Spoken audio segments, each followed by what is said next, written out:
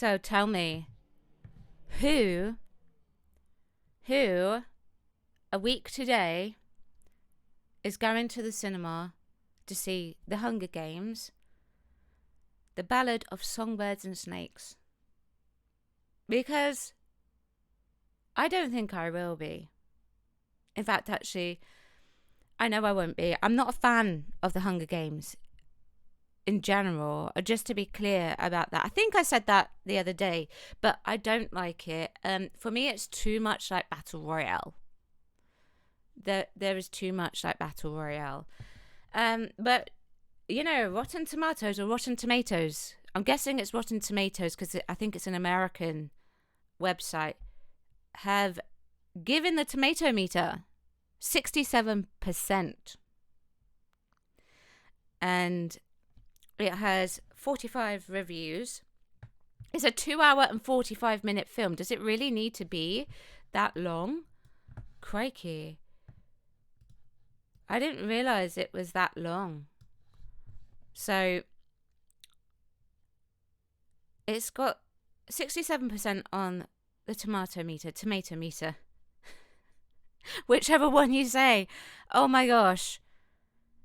And the critics' consensus is an outstanding cast and exciting story helped make The Hunger Games, this Ballad of Songbirds and Snakes, a worthy return to Panem in spite of a rushed and somewhat frustrating ending. Wow, is it really that good? Oh. So, of course, this film obviously stars the beloved Rachel Zegler. And, of course, Peter Dinklage, who is on his soapbox all the time. Let's have a look at the reviews. So we have Fresh at the score of 30 and Rotten at the score of 15. Now, obviously, the film has not been officially released yet. Okay, so this could change. There is no audience score as of yet, but it could change. And I would say it's likely to change. But Ballads of Songbirds and Snakes squanders a potentially rich premise and winds up the stockish Romeo-Juliet riff with nothing new for the die-hard faithful or the curious newcomers. The rote affair would deserve the designation for fans only, if not for the sneaking suspicion that even they won't be wowed by this return trip to Panem. So there's a couple of rottens there.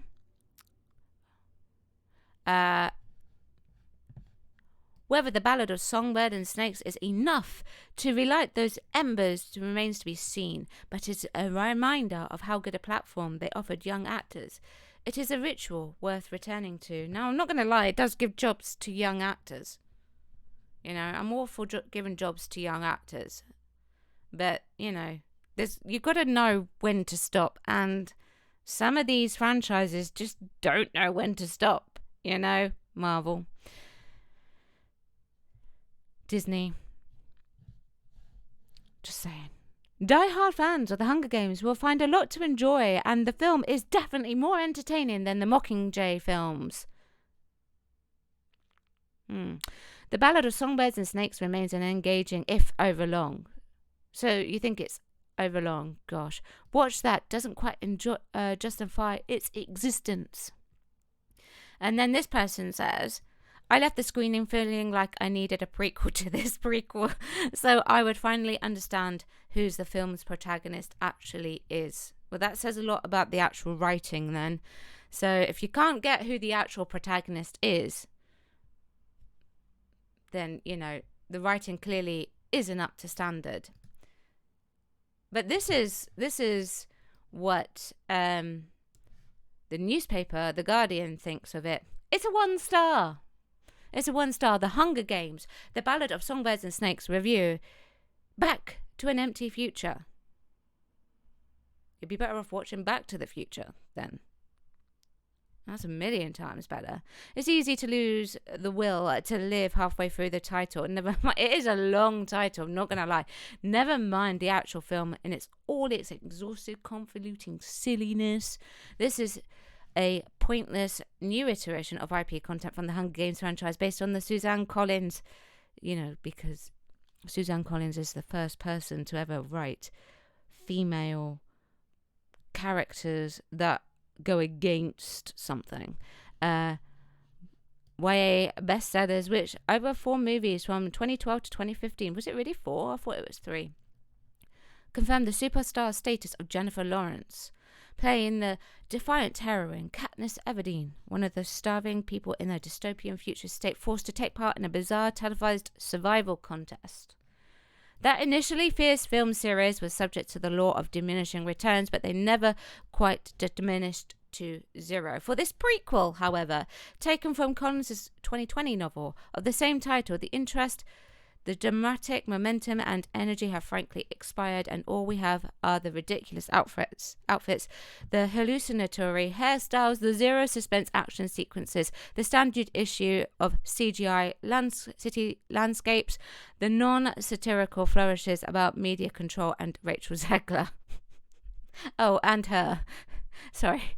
In what is and effectively the Katniss role, doing a frankly bizarre southern I was guessing, accent in an eccentric designed country music star dress in her picturesque inherent poverty, singing her down-home ballads while strumming a guitar which looks as expensive as a Lamborghini. Well, that was a mouthful. But if that's a mouthful, then what does that say about the film? For sure, Jason Schwartzman, I'm guessing I said that correctly, gets last for playing the game's Allegiance TV host and part-time weather forecaster Lucky Flickerman, but the humour of his roles only seems to point up the baffling and strenuously uninteresting songmanity of everything else. So, people, they don't like it. Let's see what they have to really say, though, about Lucy Gray Baird, the entire preposterous singer from a travelling band called the Covey, whose warbling performances might win the public's heart. The games are devised by the coldly calculating Casca Highbottom, Peter Dinklage. No, is that a dwarf? Is this character a dwarf, or was this character changed just for Peter Dinklage? Because, he's soapbox and all that. Just saying. And the head game maker is the scary and snake-obsessed Volumina Gall, I don't know how to say that, whose first name may or may not, in some Shakespearean sense, indicate a Freudian relationship with the young Coriolanus. Though a series of tiring plot contortions, Coriolanus gets his own kind of specious underdog status by having an emotional connection with Baird. I don't know if I'm saying that right. I don't care. Bending the rules to help her and often finding himself in danger alongside her. He is to encounter violence and betrayal and to discover himself in a streak of ruthlessness, and also cut his blonde hair, making him look more like Draco Malfoy. So they don't like it. Critics at the moment are singing the praises, but after what we have found out, the use of bots is potentially a thing, and also some of the critics just bite the bullet and give it a good review because they have to.